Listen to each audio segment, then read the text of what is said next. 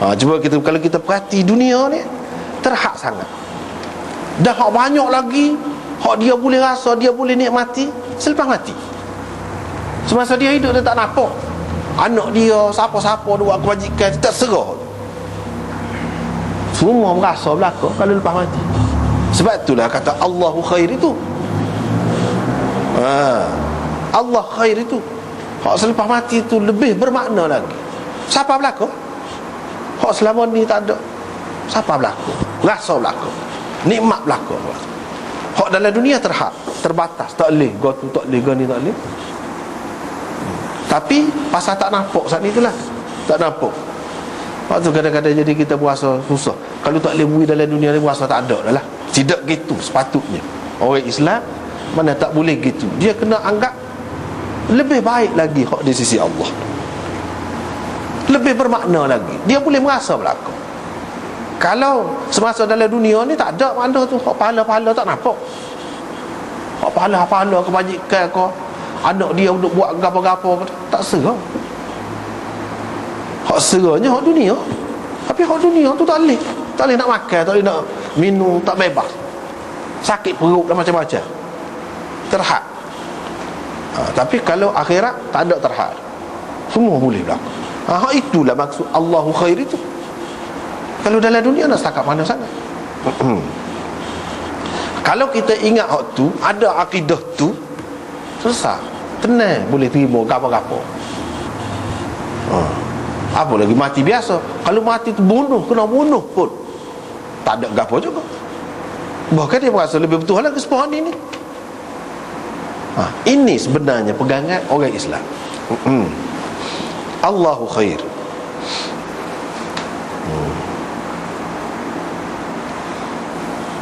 Seterusnya riwayat daripada Ibnu Abbas. Dia kata Musailimah pergi jumpa dengan Nabi SAW. Dia pun kata, kalau Nabi nak bui ke dia jawatan ni lepas pada dia mati, nak turut dia, ramailah pokok dia hanya begini. Nabi SAW pun beradab, pergi terima, sambut dia. Tapi Nabi SAW seperti dalam hadis yang sebut, dia pergi dengan Thabit bin Qais bin Syammas. Di tangan dia ada sepotong pelepah tamar.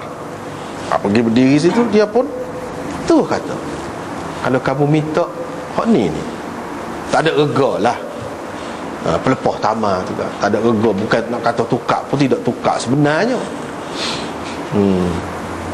Tidak tukar dapat kau kisik-kisik kita kata daun dia tu kan, jadilah tukar. Tidak dalam arti kata yang sebenarnya. Kalau kamu minta hak ni pun aku tak bui, kata dia.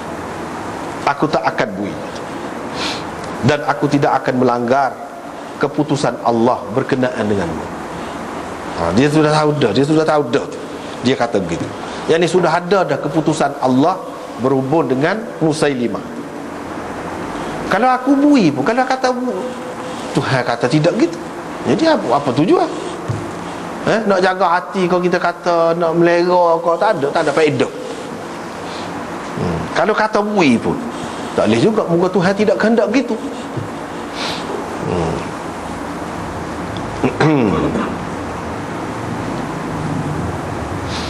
Kalau dalam riwayat yang lain dia ada sebut lan ta'du amrallah, kamu tidak akan melepasi ketetapan Allah. Yang ni Allah tetapkan untuk kamu tu, kamu tidak akan boleh melangkah waktu, tak boleh. Kalau kamu minta hak ni pun tak boleh bui. Sebab apa? Ini amanah jawatan pemerintahan, khilafah gapo tu, amanah, bukan ikut sera gitu. Dan kepada orang yang tidak berhak, benda yang tak ada rega pun kita tak boleh bui. Tak patut bui. Kalau bui pun tak ada faedah, tak kena gaya makan diri kita. Itulah payahnya kita ni kadang-kadang nak kenal kan. Hak itulah kadang-kadang orang politik sama dia, hak bawah dagu dia tu perebah dia. Ada juga kan. Tapi dia tak kenal, dia tak tahu hak ni lah yang akan menjatuhkan dia, hak ni lah yang akan memperandakan dia. Dia tak perasan. Tapi kalau orang tu boleh perasan, Dan inilah keadaannya. Kalau dia tahu, dia akan buat gini, dia akan kata begini. Oleh kerana Nabi SAW tu dipimpin oleh Allah SWT, sentiasa adalah bimbingan daripada Allah, dan dia berdasarkan wahyu dapat tahu orang ni lagu mana. Dan kalau engkau berpaling, Allah akan membunuhmu, Allah akan menyembelihmu. Memang sungguh pun hak Nabi kata ni menjadi kenyataan kemudiannya. Dan aku percaya hak ditunjukkan kepadaku, yang ni dalam mimpi tu, lah orangnya. Dia kata, ada padamu apa yang ditunjukkan kepadaku itu. Padahal yang ditunjukkan dalam, kalau kita tengok di sini, gelamah ya. Gelamah tu ada gambar Musailimah kau tak ada, kita kata zahirnya. Tapi Nabi sudah buat kesimpulan. Itu kebijaksanaan dia. Sebab apa? Pandangan dia tu bukan pandangan seorang manusia biasa, dengan bimbingan Allah. Dia sudah kata, ada aku mimpi tengok tu, lah orangnya, nampaknya ada padamu. Sifat-sifat tu ada. Dan hak ni memang betul. Macam tadi kan, dia perasan Hajar ke ataupun Yamamah ke, tu tak betul. Tak betulnya Allah SWT betul lah. Kemudian hak ni tak ada betul dah, memang betul dah. Hak ni betul dah. Boleh jadi kemudiannya Allah SWT bagi tahu pula kepada dia, inilah orang je. Hak dimaksudkan dalam mimpi sebagai gelar tu. Lepas tu dia pun tidak nak layar panjang. Ni Sabit ini, Sabit bin Qais bin Syammas ini seorang sahabat Ansar yang hebat bercakap. Nak main, nak bahagia kecek, nak bahas ni tak boleh lawan dia. Nak berhujah, nak gapo-gapo, pada dia. Dan seseorang pemimpin, dia boleh buat lagu tu. Dia tinggalkan orang dia, tidak semesti dia sendiri terlibat. Terutamanya kalau benda tak ada faedah mana, pada hak lagu ni. Nak main syair, nak main apa ni, ni dia akan jawab bagi pihak saya. Nabi kata. Lepas tu dia pun pergi. Ibnu Abbas pun kata, saya tanya tentang sabda Nabi SAW, engkaulah yang aku tengok dalam mimpi tu.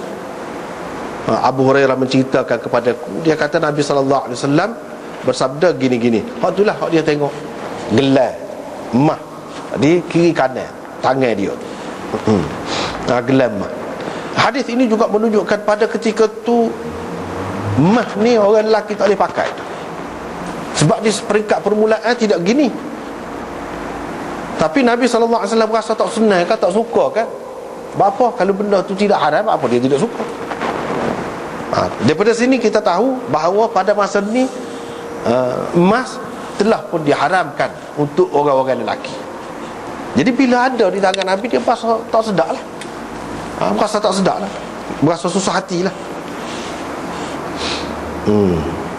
Tapi nampak payah nak cabut, kira-kiranya. Hak tu dia jadi susah hati tu. Apa ni ada ni, dia tidak suka, dia tak say, tiba-tiba ada. Dengan wahyu daripada Allah, disuruh siup. Jadi dia sebut fa'uhiya ilayya, diwahyukan kepadaku. Ini menunjukkan wahyu ni tidak semesti dalam bentuk Quran. Sebab hak wahyu suruh siup ke apa, tak ada dalam Quran hak tu. Adanya dalam hadis. Ini menunjukkan hadis itu juga wahyu. Hak orang anti hadis kata wahyu ni Quran saja, itu tak betul. Canggah dengan hadis ni. Sebab hadis ni kata diwahyukan kepadaku. Dalam mimpi tu pun wahyu juga. Hak wahyu tu kau dia suruh siup. Tu wahyunya. Aku pun siup. Bila siup tu hilang lah, gaib lah. Rupanya nampak saja kemahnya. Kan sifat emas kan, nampak saja berharganya, pada hakikatnya tak ada gapo. Tak ada gapo. Bila siapa masa dia seksa, tak ada orang tak say dah. Emas takut ada pula. Takut ada. Ada akan tiba satu masanya begitu, tak ada nilai mah. Jumpa tengah jalan orang sepak gitu, tak si. Sebelum kiamat yang akan berlaku. Itu benarnya. Sebab tu dalam bahasa Arab, mah tu orang panggil zahab. Zahab maknanya hilang. Benda yang hilang, benda yang lenyap, benda yang tidak kekal, benda yang memperdaya kita. Hakikatnya siuk ya benda tu hilang. Itulah. Dan gambaran mah, walaupun pada kita nampak comel, berharga, tapi pada hakikatnya dia gambaran penipuan besar, dajjal, ataupun ni orang yang mengaku jadi nabi. Bukankah mah tu pun begitu juga sifatnya? Mah perak, harta lah kita kata, begitu juga sifatnya. Boleh menggoda, memperdaya, menipu orang itu sehingga leka dengan kehidupan. Memang gitulah sifatnya. Tetapi kalau orang itu tahu hakikatnya, tak ada gapo. Cuma dia guna untuk kepentingan sementara waktu lah. Tu lah. Rupa-rupanya dua orang kadzabain, dua orang pendusta besar yang keluar selepasku. Padahal pada masa Nabi itu sudah keluar dah, tapi tidak nyata pada masa itu. Dan pada masa itu dia mendakwa dia sebagai Islam. Kekuatannya itu maksudnya akan nyata selepasku. Adapun semasa Nabi kekuatannya tak nyata. Yang pertama ialah Al-Ansi, Aswad Al-Ansi, iaitu sahibu Sana'a. Dia ni pun bisa juga ni, tukar sihir besar.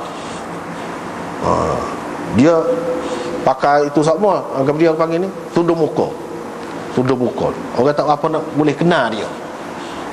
Aswad. Dan tukar sihir hebat lah. Dia boleh buat pelik-pelik lah.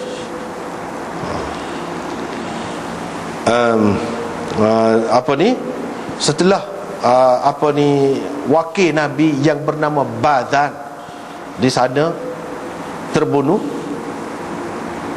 dia pun mulalah menunjukkan tangan dia, sampai dia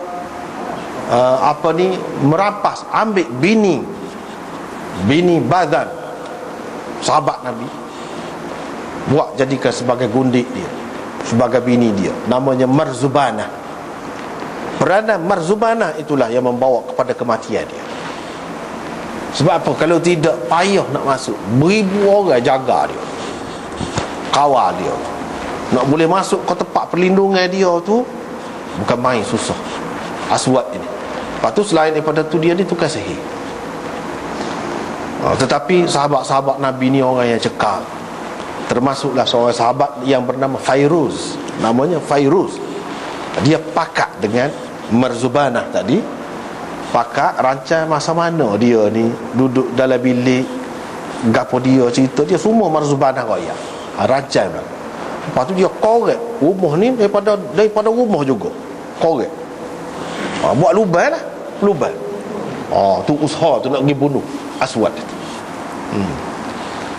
Bila begitu dapat masuk, pada ketika dia rancang dah lah, Marzubanah buaya arak, mabuk dia. Bila mabuk tu, Fairuz ni dengan seorang lagi sahabat yang lain, dua orang je buat kerjanya. Pergi masuk bunuh dia. Bunuh. Ketika tu Nabi SAW tak wafat lagi. 2 hari sebelum Nabi SAW wafat, Nabi cerita, kena dah, kata dia. Cerita kepada sahabat-sahabatnya. Lepas tu cerita hak sebenarnya siapa tu mari setelah Nabi SAW selesai dikebumikan. Tapi Nabi sudah cerita dah sebelum dia mati, kena ada hak seorang tu. Nama sahabat yang bunuh dia tu Fairuz nama dia. Dan hak seorang lagi iaitu Musailimah. Hak ni dibunuh oleh Wahsy tu yang membunuh Hamzah dengan seorang sahabat yang lain. Kan Wahsy tu kan dia sedih pasal dia bunuh pak saudara Nabi. Dan Nabi SAW walaupun dia masuk Islam, Nabi minta dia jangan tunjuk muka. Wahsy ni jangan tunjuk muka lah. Sedih. Nabi kalau tengok, Nabi teringat walaupun dia Islam, jadi dia sedih benar lah. walaupun Islam tapi tak boleh nak mengadap Nabi. Nabi tak saya tengok muka dia.